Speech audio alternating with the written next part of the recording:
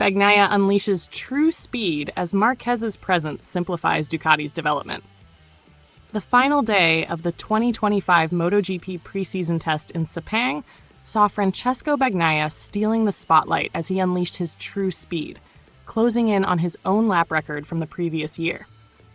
The reigning champion from Ducati Lenovo had been keeping a low profile in the first 2 days of testing, but when it mattered, he showed why he remains the man to beat. Just under an hour after the track opened, Bagnaia fired off a stunning lap, clocking 1 minute 56.6 seconds, followed by an even quicker 1 minute 56.5 seconds. That effort put him within just 0.2 seconds of the lap time that secured him pole position at the 2024 Malaysian Grand Prix, 1 pole 56.337. According to live reports, Bagnaia only lost marginal time in the first and last sectors compared to his record-breaking lap from the previous season. His sudden surge in pace confirmed what many had suspected: Bagnaia had been holding back. In the first 2 days, his times had been conservative, finishing 17th on day 1 with a best time of 158.9 and improving to 5th on day 2 with a 157.6.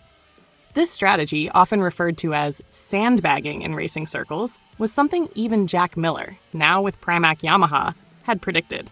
"I'm sure they've been holding back, waiting for the right moment to show their true potential," Miller commented. "We're doing the same." Bagnaia's cautious approach was not without reason. With MotoGP set to introduce a new 850cc engine regulation in 2027, teams are working within stricter limits. The preseason tests in Sepang and Buriram are the last opportunities to refine their machines before the engine development freeze, which will remain in place until the end of 2026. One major factor that has made Ducati's development process more efficient this season is the presence of Marc Marquez. The 6-time MotoGP champion, who joined the factory Ducati squad after leaving Honda, has provided feedback that closely mirrors Bagnaia's own impressions. "For the first time in my career, I feel exactly the same as my teammate," Bagnaia revealed.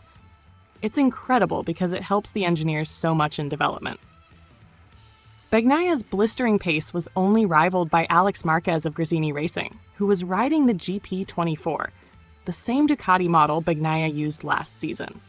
Meanwhile, Marc Marquez, who had shown promising time attack speed on the first day, held back on the final day, possibly keeping something in reserve for the upcoming tests in Buriram.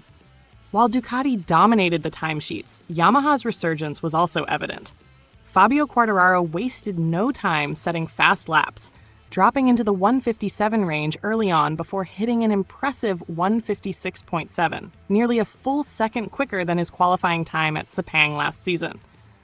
This performance suggests Yamaha has made substantial progress in their one-lap speed, a weakness that plagued them in 2024. Quartararo himself confirmed that improvements in rear tire grip have contributed to the newfound pace. However, he remains cautious about Yamaha's acceleration from low speeds, an issue that may become more apparent in the Buriram test. Elsewhere, other factory teams also made their presence felt inside the top 10. Red Bull KTM's rookie sensation Pedro Acosta led the Austrian manufacturer's charge, finishing just 0.6 seconds off the fastest time. Meanwhile, Johan Zarco, LCR Honda, and Marco Bezzecchi, Aprilia Racing, followed closely, rounding out the top contenders from different manufacturers.